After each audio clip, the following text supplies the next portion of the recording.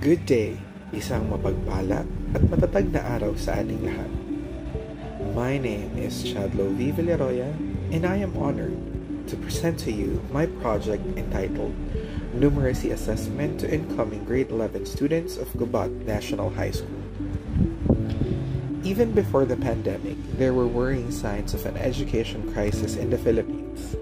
The most widely disseminated news about the crisis came from a report of the Program for International Student Assessment or PISA in 2018, which showed Filipino students ranking the lowest among 79 countries in mathematics, science, and reading. Over 80% of students in our country did not reach a minimum level of proficiency in reading. In the 2018 test, the Philippines ranked second to the last in math and science. In reading, it ranked last. In another international test, the 2019 report of the Trends in International Mathematics and Science Study, or TIMSS, our grade 4 students obtained the lowest scores in mathematics and science among the 58 countries involved in the study. There was a clear deterioration from 2013 to 2019. It is reasonable to expect that this poor performance of Filipino students will be exacerbated as a result of the public health emergency during the ongoing pandemic. As schools reopen, we shall address the expected learning gaps through programs necessary to improve students' performance. A regional memorandum advised the schools to conduct numeracy assessment to junior high school students, but in senior high school there was none. Knowing that it is vital to also assess the numeracy level of senior high school student, this program was conceptualized last April of 2022. The overall objective of the numeracy assessment test is to determine the level of numeracy of incoming grade 11 students of Gubat National High School. Primarily, this project intends to establish valid and reliable numeracy assessment that can be used not only in Gubat National High School, but also by other secondary schools in the division of Sorsogon. Specifically, it aims to determine the non-numerates incoming grade 11 learners of Gubat National High School to deliver appropriate intervention to these learners. The project methodology involves 3 phases. Phase 1, develop. Phase 2, test. And Phase 3, report. Develop was the phase where the numeracy assessment tool was created based on DepEd Mathematics K-10 curriculum. The proponent, together with 4 mathematics teachers handling grades 7 to grade 10, were involved in the development of the test's material. The numeracy test underwent dry run, and final review was made by a panel of validators which include the following: 4 master teachers from different schools within the division, 1 school principal, and 1 university instructor. Revisions of the test was made based on the suggestions and recommendations of the validators. Levels of assessment are Level 1, Completion Test, Level 2, Multiple Choice Test. Here are the actual test materials for both Level 1 and Level 2. Level 3 and Level 4 assessment are short response tests and written tests, respectively. These are the actual assessment tools for Levels 3 and Levels 4. Test phase, or the conduct of the numeracy assessment tool, was administered to all grade 11 enrollees of Gubat National High School during the enrollment period in July 2022. The assessment was based on mathematical concepts learned across multiple subjects from kindergarten to grade 10, as guided by the Mathematics K-10 curriculum. The project was integrated in the enrollment procedures for all incoming grade 11 students. All students who took Level 1 assessment performed the fundamental operations of mathematics: addition, subtraction, multiplication, and division on whole numbers. Those who passed level 1 will continue with level 2, where they will answer multiple choice tests on K10 topics in mathematics and select a single correct response from a list of choices. For level 2 passers, they will continue to level 3, wherein the examinee answers simple to complex word problems on K-12 topics in mathematics. Student enters a numeric value or values or build a mathematical expression.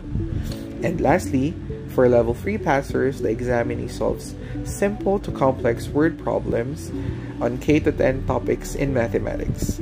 Students create diagrams, graphs, equations, or expressions, and compose sentences to support their solution. The different levels of proficiency state the level of students where they are: needs major support, emerging, developing, proficient, and extending. Level 1 non-passer is categorized as student who needs major support, while level 2 non-passer is categorized as an emerging student. Level 3 non-passer is a developing student.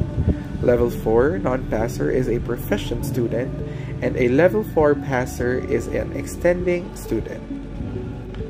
The results: 560 out of 967 students, or 58%, are either developing or emerging. This shows the distribution of the learners in the different levels of proficiency. Only 2% of grade 11 are under the developing level, and a shocking 42% is on students who needs major support. These are the identified students who are in dire need of remediation. A total of 39 students, 18 male and 19 female. These are the identified students coming from the academic and the TVL track. A program was implemented to address the students who needs remediation. The students, or the identified students under needs major support, were interviewed for the assessment of the numeracy skills. The identified students, the 39 students, underwent Math Zero class before the start of the classes, focusing on essential learning competencies needed for senior high school mathematics. Another project offshoot was the creation of Quizzers Club and Math Club, which aims to produce competitive students ready for local and international competitions. The identified students came from the Level 3 qualifiers, a total of 14 students. The Math Club was named the Rationals Club. These are the mathletes who joined different contests, both local and international contests, and produced 2 silver awardees. And lastly, the clubs and organized groups integrated different programs and events to further improve the numeracy skills of the students. To name a few, we have math tutorial and enrichment and math story. Different competitions and booth displays to showcase not only their skills but their creativity. The project evaluation. It was taken by 100 randomly selected students using the survey sheet on the left. The results are: the majority of the respondents were male, totaling to 60%. The program content: overall, the participants rated the coverage of essential numeracy concepts positively, particularly in finding algebra and geometry well covered. Some suggested a need for more emphasis on statistics and probability. Teaching and learning experience. Most students found that teaching method engaging and felt comfortable asking questions. Suggestions for improvement include incorporating more interactive activities. Under assessment and feedback, while a majority agreed that assessments accurately reflected program content, some desired more frequent assessments and opportunities for practice. Program impact. A large percentage of students reported feeling confident in their numeracy skills after completing the program and believed it adequately prepared them for grade 11 mathematics courses. Other strengths and weaknesses, these include that the program's structured approach and supportive instructor. Areas for improvement include increasing depth of coverage on certain topics and providing more varied learning materials. An overall evaluation is that the numeracy assessment received an average of satisfaction rating of 4.1 out of 5. Participants appreciated the program's benefits but also provided constructive feedback for enhancement. Thank you.